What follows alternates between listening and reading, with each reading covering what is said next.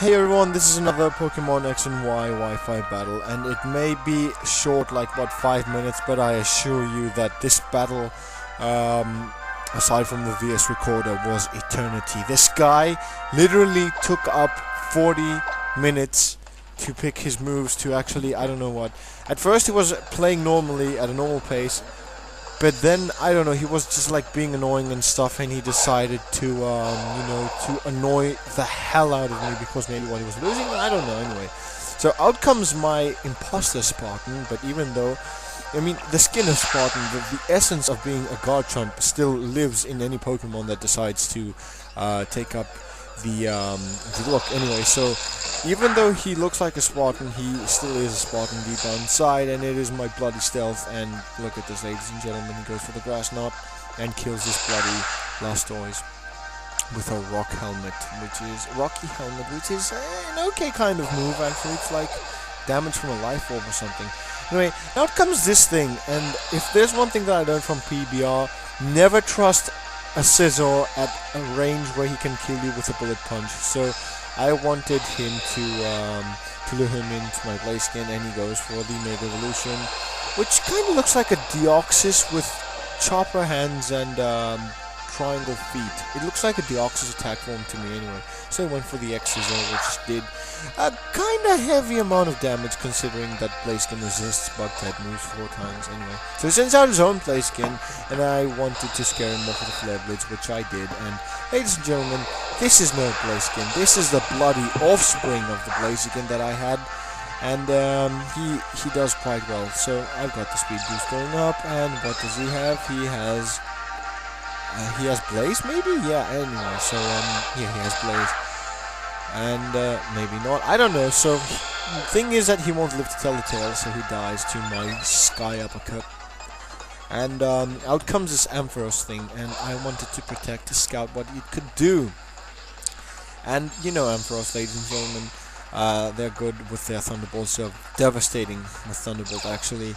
And I'm like, do you know who can actually resist the Thunderbolt? Wait for it. Yes, ladies and gentlemen, it is the one and only Spartan. Yes, that's it. Spartan's here to resist the Thunderbolt. Not actually resist, it actually tickles him. It's like a little taser.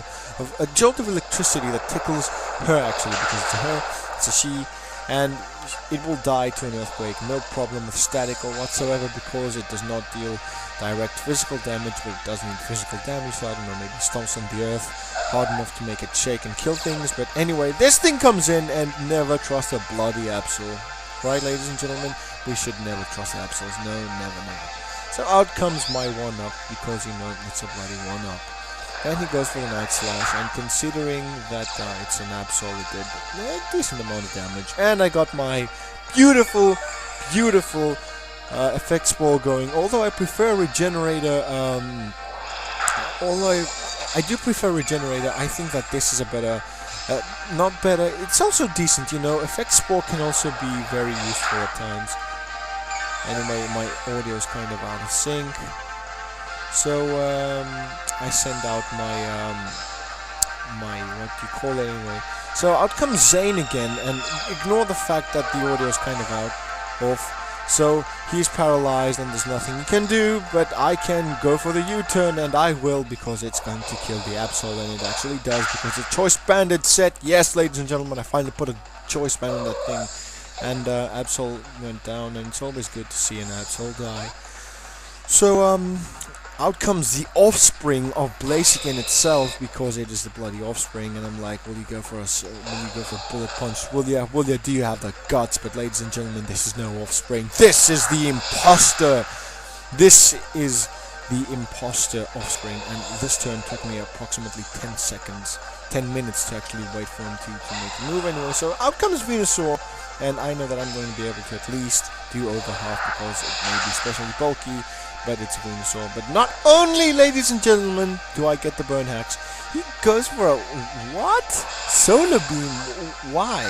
So I'm like, he hasn't taken out any one of my Pokemon so far, so I want to make this as clean as a sweep as it can be. So I'm like, I'm going to spam Flamethrower, I'm actually going to kick your ass, Venusaur, and that is pretty much the game, ladies and gentlemen. So I hope you guys enjoyed, and I will I will be seeing you in the next battle. So goodbye everyone.